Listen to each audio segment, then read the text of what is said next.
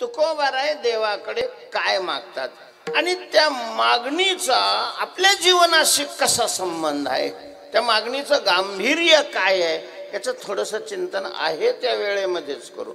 या अभंगातलं हे पहिलं चरण अत्यंत महत्वाचं आहे, कारण मागणी पर अभंग आहे.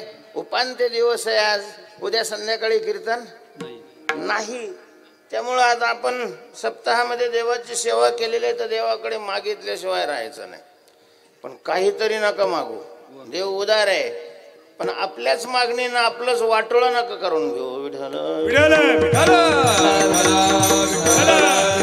विठ्ठल विठ्ठल विठ्ठल. तुकोबारायांनी देवाकडे संगती मागितलेली आहे. संगती, तयाची संगती मज दे विठोबा, त्याची संगती तू मला दे. पांडुरंगाला, पांडुरंगाची जी अनंत नावं आहेत त्यामध्ये विठ्ठल हे एक नाव आहे. आणि मग आवडीनं भक्त त्याला विठ्ठल कधी म्हणतात तर विठोबा, बा विठोबा म्हणतात.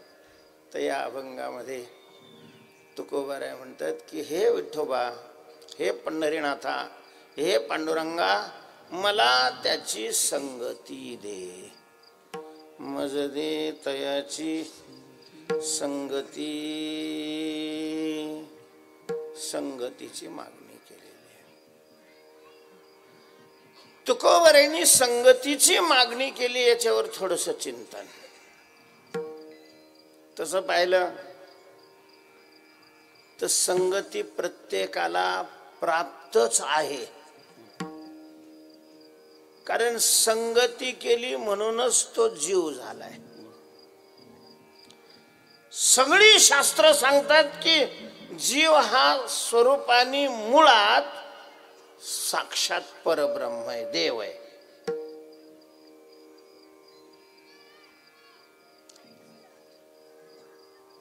जीव हा मुळात कोण आहे? देव अशा प्रकारचा आहे. मुक्त होता बरी, बळे झाला बद्ध, मुक्त होता बरी, शुद्ध बुद्ध मुक्त अशा प्रकारचा आहे. सच्चिदानंद असा स्वरूपानी जीव आहे.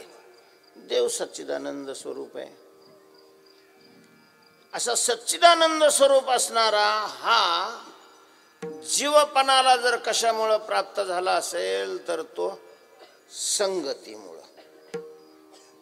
जयासे निसंगे जीव दशा वस्तू, जयाचे निसंगे वस्तू जीवदशा. ज्याच्या संगतीमध्ये वस्तू अर्थात सच्चिदानंद स्वरूप जे तत्व आहे त्या तत्वाला जीवदशा प्राप्त झालेली आहे. विठ्ठल विठ्ठल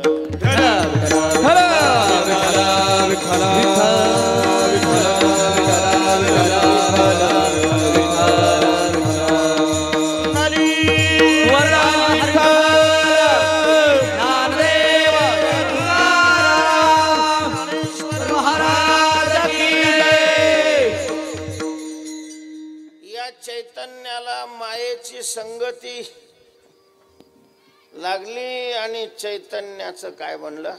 जीव बनला. ब्रह्माचा जीव अशा प्रकारचा झाला. केवळ कशामुळं? त्याच्यामुळं संगती सामान्य समजू नका, संगती सामान्य समजू नका. संगतीमध्ये फार मोठी शक्ती आहे. सावधान.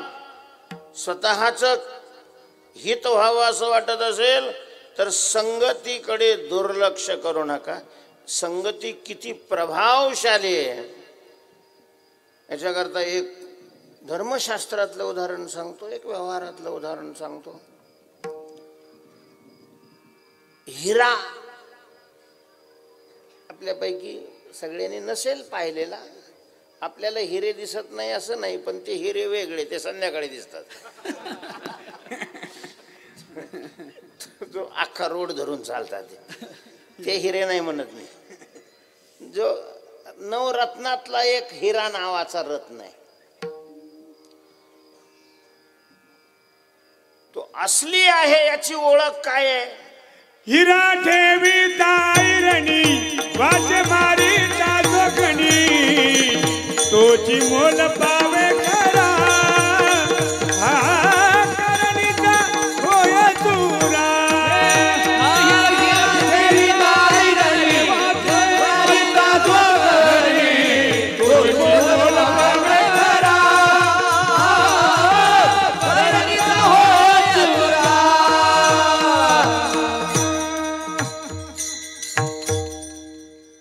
बऱ्याच वर्ष झाले मी इंदोरला गेलो होतो आम्ही.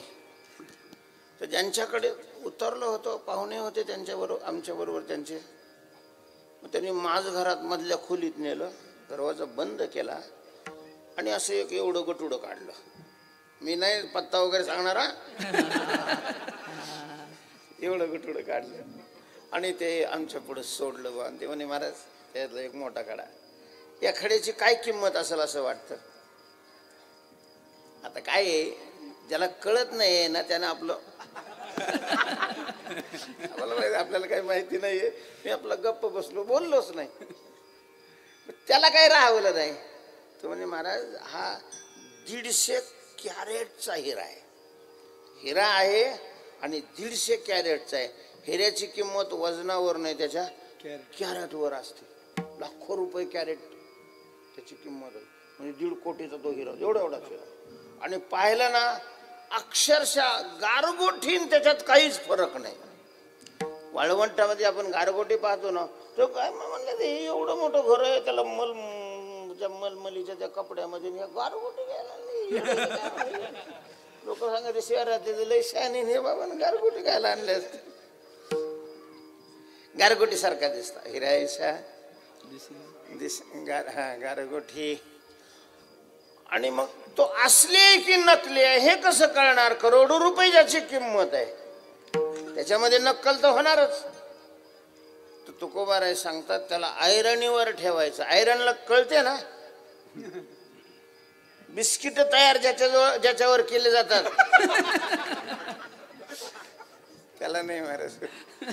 लोखंडाची और ते वस्तू, पास, कुऱ्हाड, कुदळ हे ज्याच्यावर केलं जातं त्याला काय म्हणतात? आयरन. असं लाल करून ते आयरणीवर ठेवतात आणि मग ते दुसऱ्याला सांगतात हा ते पकवाज लावणारला ते उचलणार बी नाही. पकवाज लावणार तसेच आकार तसाच राहतो, ते आपली आकार राहतो. महाराज तो घनापेक्षाही तो मोठं राहतं, त्याला काय ते दुसरंच नाव आहे. हा घन छोट म्हणजे एवढा एवढा. हा सुटकी वेगळी असते. सुटकी सुतळी सुटकी काय असं काहीतरी म्हणते. तर ते असे 2 हाताने असे नाही हाणता येत, ते त्याला असं फिरवावं. तिची ती बाईच हाणू जाणे. तिनं दणका दिला की लोखंड सुद्धा असं सन सन सन असं पसरत राहत. असा हिरा त्या आयरणीवर ठेवायचा, लोखंडाचा गोळा असतो तो, आणि त्याच्यावर त्या ह्याने घनाने टोला मारायचा, असा फिरवून ताण दिसते. आयरणीत घुसतो पण त्याचा टावका निघत नाही. टावका समजायचा हा काय आहे? असली असली अशा प्रकारचा हिरा आहे. एवढं एवढं टोक त्या ह्याला लावलं तर ते असं केलं की महाराज ती काच अशी सर चिरत तिथे.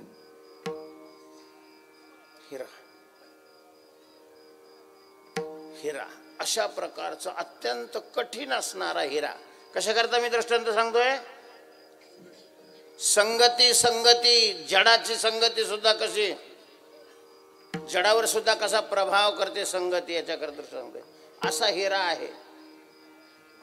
तो कपाटात ठेवला आणि जर घरात ढेकणं झाली, महाराज त्या हिऱ्याच्या आसपास नुसती ढेकणं फिरली तर जो घनाने फुटत नाही तो हिरा नुसता असा दाबला का त्याचे असे भोगा होऊन जातो. ढेकणाचे संगे हिरा तो बंगला, कुसंगे नाडीला साधू जाईला, कुसंगे नाडीला ढेकणाच्या संगे तो बंगला, कुसंगे नाडीला साधू जाईला, कुसंगे नाडीला. ढेकणाचे संगे हिरा भंगला, म्हणजे ढेकणाच्या संगतीत हिरा जरी आला तरी तो काय होतो? भंग पावतो. एवढा संगतीचा परिणाम आहे.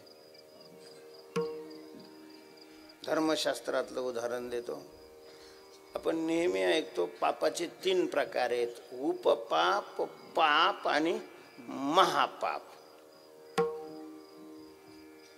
ते महापापाचे 5 प्रकार आहेत. ब्रह्महत्या, सुरापानम, स्तेयम, गुर्वांगनागम. ब्रह्महत्या,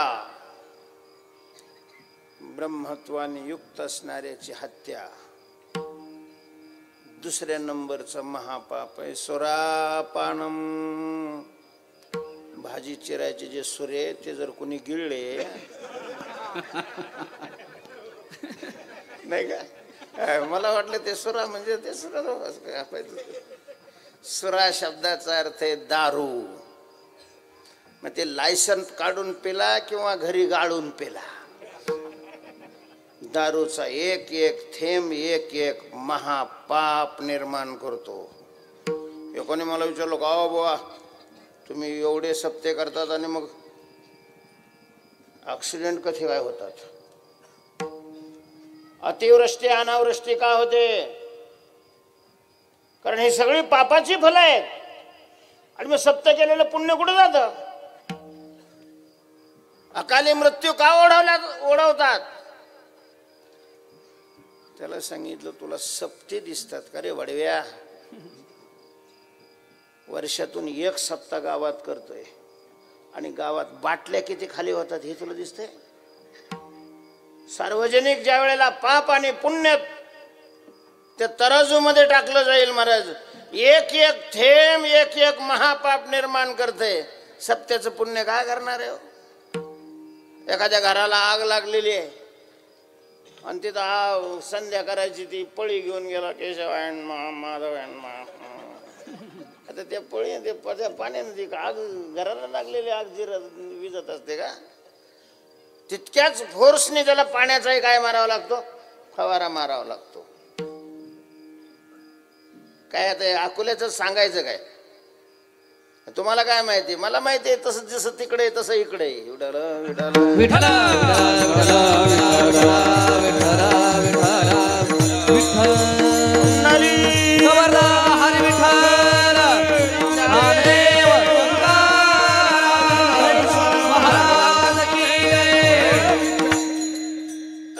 दारू पिणं महापाप आहे. स्तेयम चोरी करणं महापाप आहे.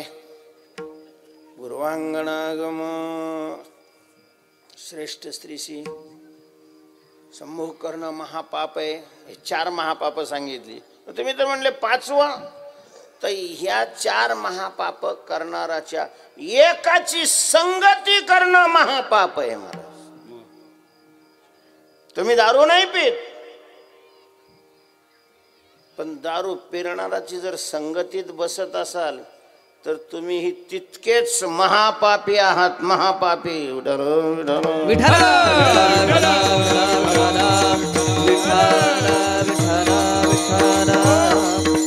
हे मी नाही सांगत, स्मृतिकार सांगतात.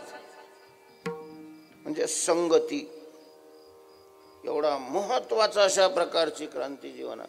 पण मग ते एकच आहे, जसं वाईट संगतीचा परिणाम वाईट होतो तसाच चांगल्या संगतीचा परिणामही काय होतो? चांगलाच होतो महाराज. चांगलाच होतो, चांगला होतो. वाल्या वाल्या आणा जरा.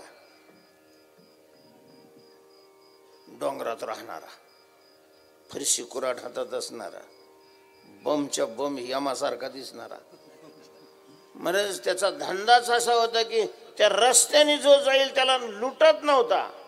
अगोदर कुराट टाकायची त्याच्या मानेवर आणि मग त्याच्याजवळ असलेलं लुटायचं. असे किती मारले होते असं सांगतात की एक वेदशास्त्र संपन्न ब्राह्मण मारला की 1 खडा त्याने रांजणात टाकायचा. असे 7 रांजून भरलेले होते. मग कोळीन, तेलीन, तांबोळीन, मराठीन हे किती हाणले त्याचा हिशोबच नव्हता ठेवलेला त्याचा.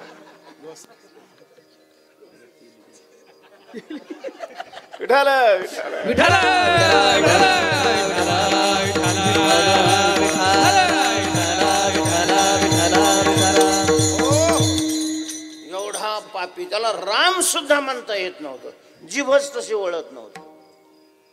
पण नारदाची काय झाली संगती? काय पूर्वीचं कुठं पुण्य केलं होतं महाराज, नारदाच्या संगतीत आला. एकदाच नेमके त्या रस्त्याने नारद चाललेले, यांनी नारदाला पाहिलं तो म्हणे, ओ कीर्तनकार जरा थांबा. नारदानी पाहिलं, नारायण नारायण नारायण नारायण नारायण, काय असेल ते तिथे ठेवा म्हटलं. माझ्याजवळ काय सध्या नेते आणि बुवा यांच्याकडेच जास्त आहे. तो म्हणलो मला काय तुम्ही ना कराल, मला काय संबंध, आम्ही आपला अनुवाद करतोय बा. तो वाल्या म्हणला होता काय तेव्हा काढून, अरे काय नाही वाल्या, तंबोरा आहे बा, तंबोरा. तंबोरा नाही, आजचं पाकिट कुठे आहे? अरे येडे आहे की तुम्ही, आम्हाला काय पाकिट आणि फिकीट घ्यायचं, पाकिट आहे काय, काही नाही. पण मग नारदाला दया आली बा त्याची. त्याने सांगितलं का रे वाल्या, एवढं पाप करतोस तू, आतापर्यंत एवढ्या हत्या केलेल्या आहेस, त्या पापाचा जबाबदार कोण आहे, त्याचं फल कोण भोगील? तो म्हणला मग आता हे नाही मी करू तर काय घरच्याच्या बिबा घालू का पोटावर? अरे घरच्याची पोटं भरण्याकरता तुला पापच करावे लागतात असं कोणी सांगितले? घरच्या करता तू करत असलास तरी तुला एकट्याला हे सगळं फेडावं लागेल रे. सगळा भाग सगळ्यांना माहिती आहे. मला सांगायचंय, थोडा वेळ नारदाची संगती झाली तर वाल्या कोळ्याचा वाल्मिकी ऋषी बनला. ऋषी संगतीचाच परिणाम आहे. म्हणून पतन उद्धार संघाचा महिमा, पतन उद्धार संघाचा महिमा, उद्धार संघाचा महिमा, पतन उद्धार संघाचा महिमा. जवे अधम संत सेवी, संत सेवी, संत सेवी, माझी वाणी तुझे वर्णे गुण नाम, माझी वाणी तुझे वर्णे गुण नाम. जवे अधम संत सेवी, संत सेवी, माझी वाणी तुझे वर्णे गुण नाम, माझी वाणी तुझे वर्णे गुण नाम. पतन उद्धार संघाचा महिमा. माणसाचं पतन होतंय तोही संघाचा महिमा आहे, आणि माणसाचा उद्धार होतो तोही कुणाचा महिमा आहे? संघाचा महिमा आहे. म्हणून संगती अतिशय महत्वाची आहे. संगती अतिशय महत्वाची आहे. तुकोबाराय म्हणतात, देवा मला त्याची संगती दे. कोणाची? तर अखंड जया तुझी प्रीती, ज्याच्या चित्तामध्ये तुझ्याविषयीच अखंड प्रेम आहे. अखंड, त्याच्या चित्तात तुझ्याविषयीच अखंड प्रेम आहे. मला त्याची संगती हवे. महाराज देवाला तुकोबाराय मागतायत, सेवा करून मागतायत, आणि प्रपंचातलं काहीच मागत नाही. विठ्ठल विठ्ठल विठ्ठल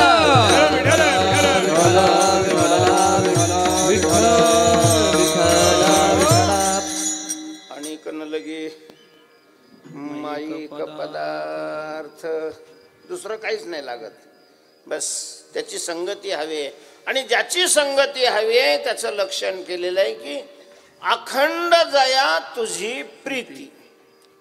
तुझं प्रेम ज्याच्या चित्तामध्ये आहे, पण ते सखंड नाही.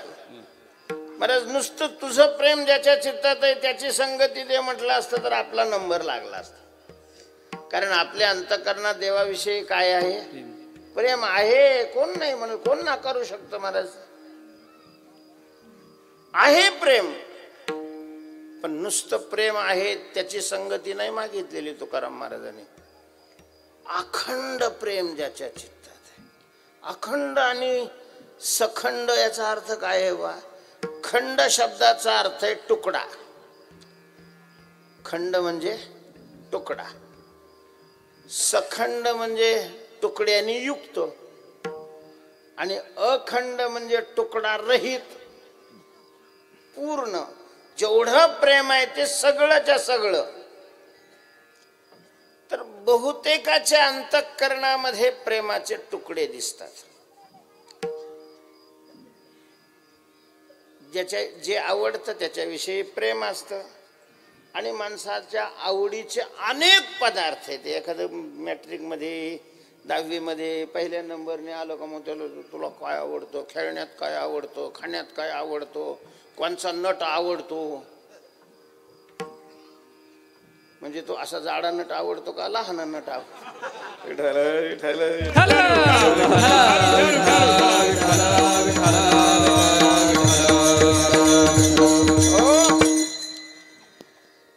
आवड ही प्रत्येकाच्या अंतःकरणात असतेच. केवळ अन्वयी आहे आवड. आवडच नाही असा तुम्हाला जगात मानव नव्हे पशु पक्षी कोणीच सापडणार नाही. सगळ्याच्या ठिकाणी आवड. देवादेवाच्या ठिकाणी सुद्धा आवड आहे. देवालाही आवडतं ना. भोळ्या शंकरा मला ते काहीच माहिती नाही, पण शंकराला सुद्धा काय आहे आवड आहे. बस एवढंच माहिती आहे. त्याला बेलाचं पान आवडतंय, कोणाला तुळशीचं पान आवडतंय, कोणाला हरळ आवडते. देवादेवामध्ये आवड आहे. आपुलीच आवडी धरोनी खेळिया आपणा व्याली रे. आणि मग ज्याची आवड असते त्याच्यावर प्रेम करतो मनुष्य. तर आपल्याला अनेक आवडतं म्हणून मग त्या आवडीचे बी तुकडे झालेले असतात. पाषाणाची माथा हंडी फुटली जेवी पार्था जीवी तैसे सर्वथा कुटके झाले. हा काय कारल्याची भाजी आवडते, वा चांगली आवडते. आणि श्रीखंड अरे वा झालं. मग त्याला दोन जरी आवडलं तरी आवडीच्या म्हणजे प्रेमाचे काय झाले तुकडे अशा प्रकारे झाले. आपल्याला तर किती काय आवडतंय. मला नाही वाटत की आपण नक्की इतकंच आवडतंय असा आकडा सांगू शकू. देवाने जर विचारलं व तुला जे जे आवडतं ते यादी करून दे माझ्याकडं, मी सगळं तुला पाठवून देतो, तर किती वर्ष लागतील महाराज सगळी यादी करण्याकरता. परिस्थिती बदलली की आवड बदलते. लहान पोरं असतात त्याला आई बापा आवडतात. बापापेक्षा आई आवडत असते. म्हातारं दारात असलं की ते पळत येतं, बाबा आई दिसत नाही. आई कुठे आहे? पहिले बाळ जशी आई बा हेच लागे पिसे.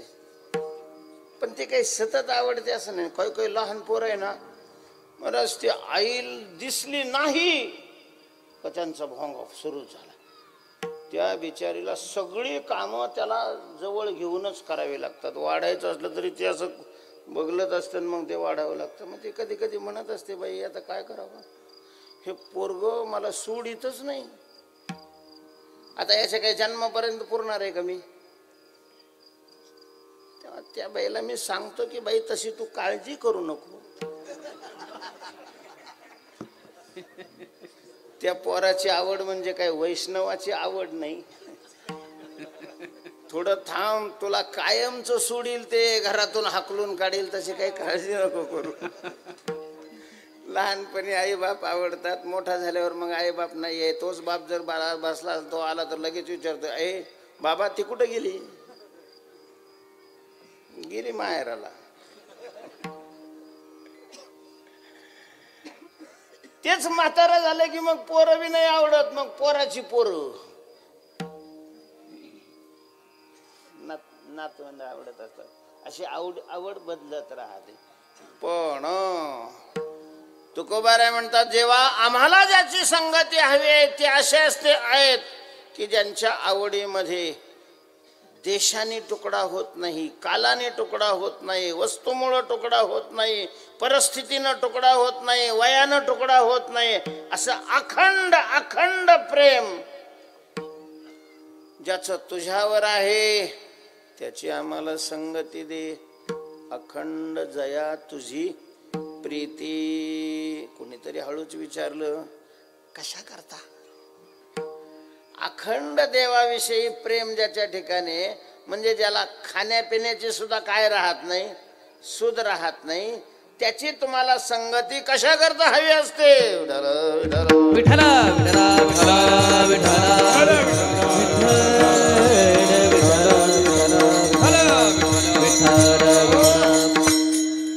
तर अखंड प्रेम करणारे संत आहेत. पवित्र सोवळी एकतीच भूमंडळी ज्यांचा आवडता देव अखंडित प्रेम भाव तुझ वाचुनी केशवा अणुनावडे संत असतात. संतांची संगती दे. कशा करता संतांची संगती हवी आहे? महाराज संतांच्या संगतीचे अनेक फायदे आहेत. एक दोन फायद्याचं आपण चिंतन करू. का तुकोबारायने अखंड दया तुझी प्रीती मज दे तयाची संगती अशी मागणी केली असेल? काय मिळतं त्यांच्या संगतीमध्ये? संतांच्या संगतीत काय मिळतं? संत ज्यांची अखंड प्रीती देवावर आहे. म्हटलं आता असं कोण असेल बा? आहे. करायची आहे का तुम्हाला संगती? करायची असेल तर मी पत्ता सांगतो तुम्हाला, नसेल तर काही अडचण नाही. करायची आहे का संगती अशाची? तर त्याचा पत्ता आहे का? गाथा म्हणजे तुकोबारायांचं साक्षात वाङ्मय स्वरूप आहे. गाथा म्हणजे तुकोबारा आहेत. आणि तुम्हाला अखंड ज्याचं देवावर प्रेम आहे, तुकोबारायांचं अखंड देवावर प्रेम आहे, तेव्हा गाथ्याची संगती म्हणजे तुकोबारायांची संगती आहे. गाथ्याची संगती म्हणजे कापडात गुंडळून उशाखाली घेणं म्हणजे संगती नाही. हा मग उघडून वाचणं म्हणजे ही संगती नाही. जे वाचलंय त्याचा अर्थ समजून घेऊन त्या अर्थाचं अखंड चिंतन अंतःकरणात ठेवणं म्हणजे गाथ्याची संगती आहे.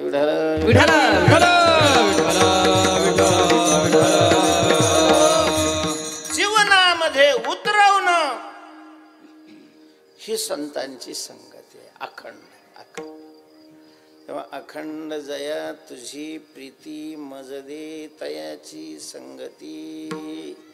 अखंड विशेषण आहे. थोडंसं एक अभ्यास करणारी जी मंडळी आहे त्यांच्याकरता काय असतं, विशेषण बदललं की अर्थ बदलतो. विशेषण विशेष भाव बदलला की एक वाक्य नेहमी सांगितलं जातं. एका म्हटलं तिरप्या सुतारांनी दांड्या बसवल्या. वाक्य काय आहे? तिरप्या सुतारांनी दांड्या बसवल्या. सुतारांनी तिरप्या दांड्या बसवल्या. तिरप्या दांड्या सुतारांनी बसवल्या. तेच शब्द आहेत. तिन्ही वाक्यामध्ये शब्द तेच आहेत. सुतारांनी तिरप्या दांड्या बसवल्या, तिरप्या सुतारांनी दांड्या बसवल्या, सुतारांनी दांड्या तिरप्या बसवल्या.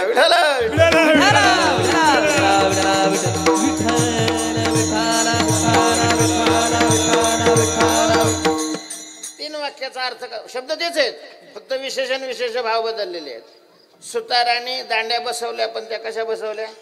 तिरप्या बसवल्या. तिरपी दांडी जर बसली ना आणि ते डुबं जर पिकातून तर पीक वाटोळच झालं समजायचं. कारण ते सरळ चालत असतं पण ते असं तिरकं लागत. तिरप्या बसवल्यानंतर दुसरं वाक्य काय? तिरप्या सुतारांनी दांड्या बसवल्या. एकाने विचारलं कोणाकोण दांड्या बसवल्या रे? ते म्हणे तिरप्या सुताराकडून. ते सुताराचं तिरळ पाहत होतं, त्याला तिरप्या सुतार त्याचं नाव होतं, त्यांनी दांड्या बसवल्या. दुसरा अर्थ आहे तिरप्या दांड्या. दांड्या मुळात तिरप्या होत्या तरी पण सुताराने अशा सुंदर बसवून दिल्या, तर तिरप्या दांड्या सुताराने बसवल्या. तसं अखंड जया तुझी प्रीती, तुझी अखंड प्रीती जया. एक वाक्य होईल. अखंड तुझी जया प्रीती. तू कसा आहेस? अखंड आहेस. आणि अखंड असणारं तुझं प्रेम ज्याच्या ठिकाणी आहे, किंवा तुझं अखंड प्रेम ज्याच्या ठिकाणी आहे, किंवा तुझं प्रेम अखंड मला दे संगती, अखंड संगती दे, असे तीन अर्थ याचे होऊ शकतात. मी पहिल्यांदा सांगितलं आपल्याला विस्ताराला काय नाही, वेळ नाही. फायदा काय आहे त्याचा? नंबर एक,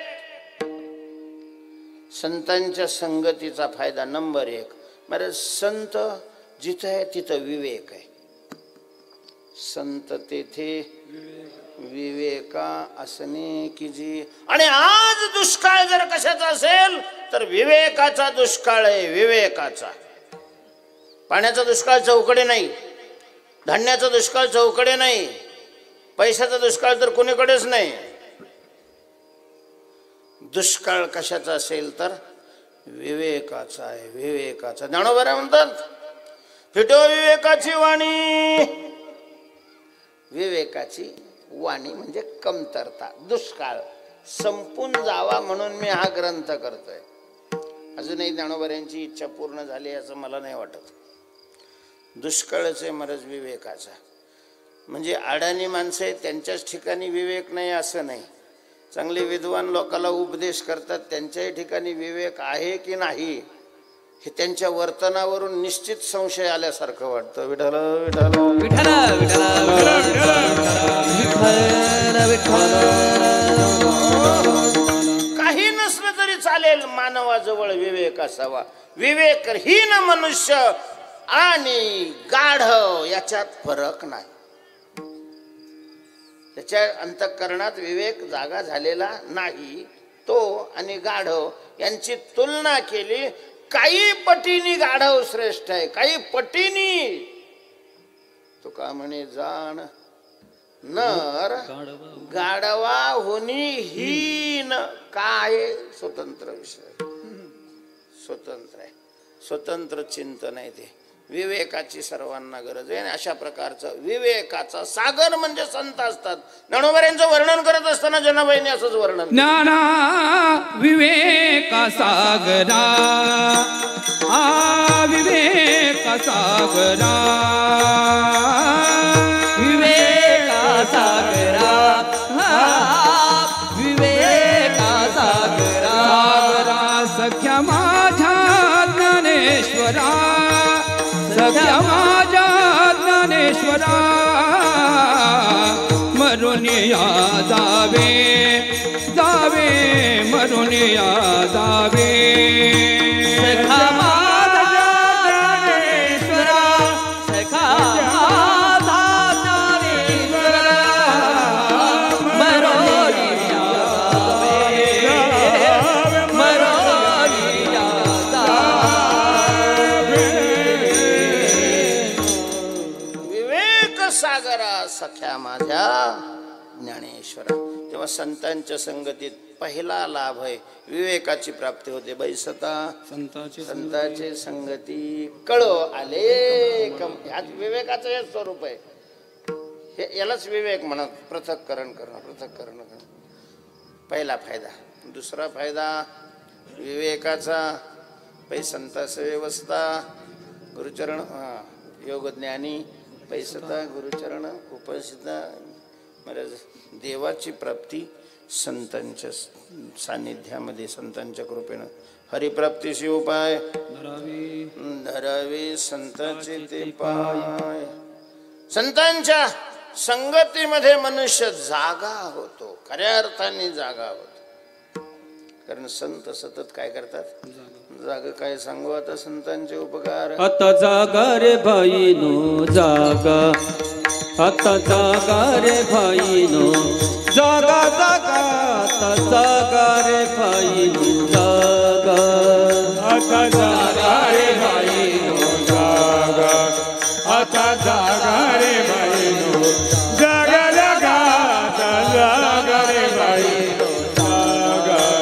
चोर निजल्या नाडोनी भागा रे भाईनो, भागा रे भाईनो जागा रे भाईनो जागा, आता जागा रे भाईनो जागा जागा, आता जागा रे भाईनो जागा.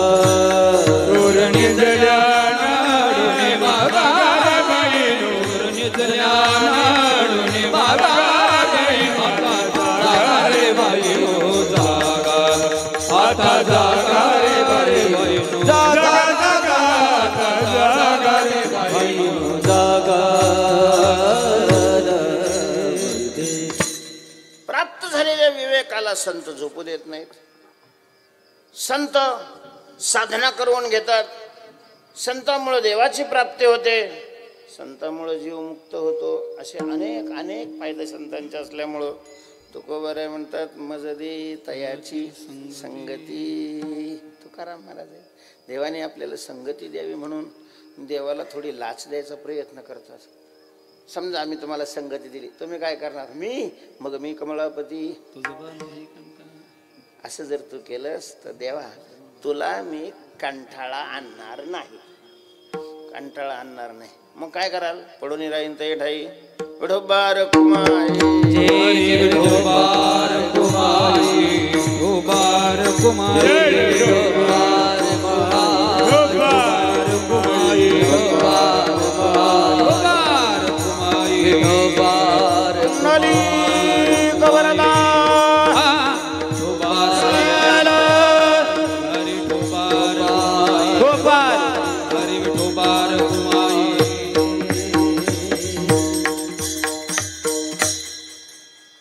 पुंडलिक वरती का बरं म्हणले नाही? तुम्हाला आतापर्यंत कोणी सांगितलंच नाही का काही प्रॉब्लेम आहे? इकडं पद्धत नाही का बसणार आणि पुंडलिक वरती म्हणायची?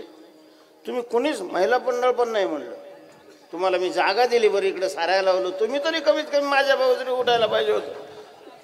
म्हणा सगळे म्हणा पुंडलिक श्री ज्ञानदेव माऊली ज्ञानेश्वर महाराज की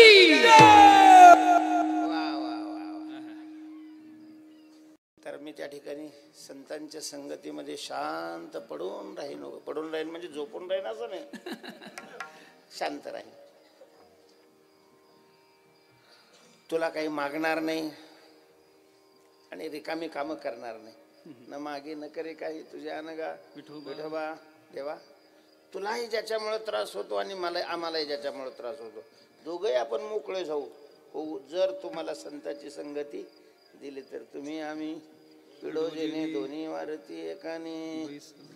कारण मला काय त्रास आहे? देव म्हणेल तुला त्रास असा आहे की मी तुझ्या दारामध्ये धरणं घेऊन बसलेलो आहे आणि काम मिळाल्याशिवाय आता उठायचं नाही ठरवलेलं. मी आरडत राहणार देवा संतांची संगती, देवा संतांची संगती. तुला खाऊ देणार नाही, नाश्ता करू देणार नाही, झोपू देणार नाही. सगळीच तुझी कामं बंद करून टाक. चक्का जाम आंदोलन, तुझं सगळं बंद. मग तुला त्रास होणार आणि आता मग आम्हाला आरडल्यामुळं आम्हालाही त्रास होणार. तेव्हा तू जर संतांची संगती दिली तर मी इथून उठून जाईन. त्यामुळे तुलाच त्रास राहणार नाही, आम्हाला. तुम्ही आम्ही पिडोजने दोन्ही वारती एकाने बैसलो धरणे हाका देत दाराशी. तेव्हा ओ देवा इकडे लक्ष द्या ना. तुका म्हणे या बोला, तुका म्हणे या बोला, तुका म्हणे या बोला, तुका म्हणे या बोला.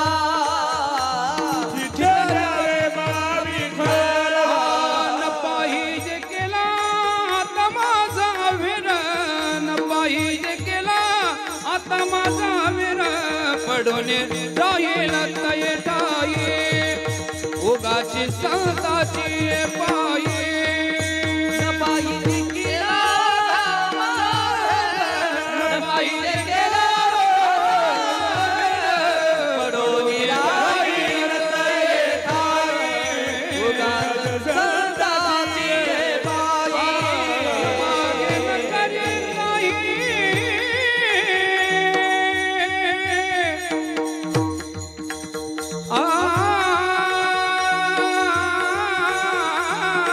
तुझ्या नगा विठोबा. विठोबा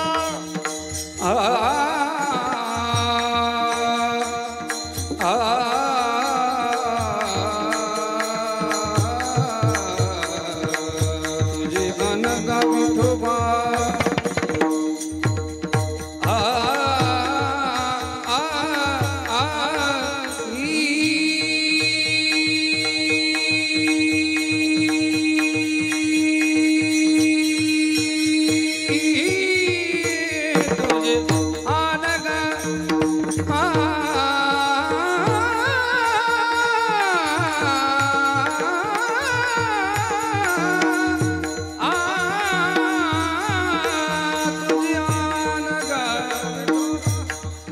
तुझिया नगा विठोबा विठोबा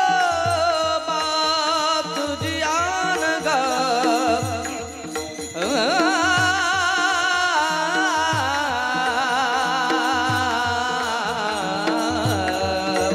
तुझिया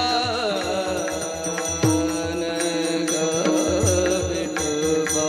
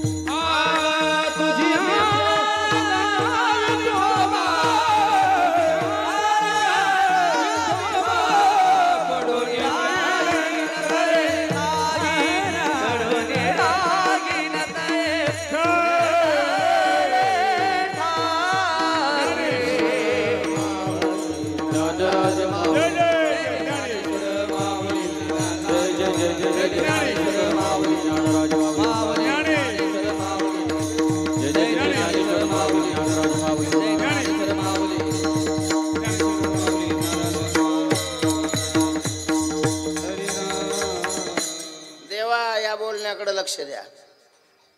माझा तुम्हाला अवेअर करता येणार नाही. मला माझ्या अपेक्षेप्रमाणे अखंड तुझ्याविषयीचं प्रेम ज्याच्या चित्तात आहे त्याची संगती द्यावी लागेल. विठ्ठल जय जय विठ्ठल. जय विठ्ठल जय जय विठ्ठल. जय विठ्ठल जय विठ्ठल. जय जय विठ्ठल. कुडी बेडी वाकुडी उत्तरे पराद महाराज नाही उच्चारिला अधिकार्य करा क्षमा पराद महाराज तुम्ही कामने ज्ञानेश्वराला कापाया कर कर कर कर कर कर क्षमा पराद महाराज तुम्ही ज्ञानदेव तुकाराम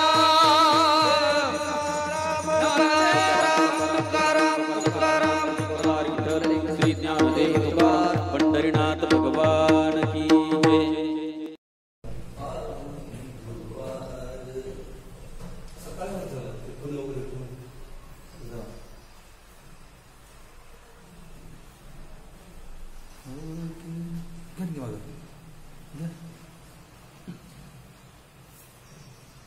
जबर झाले.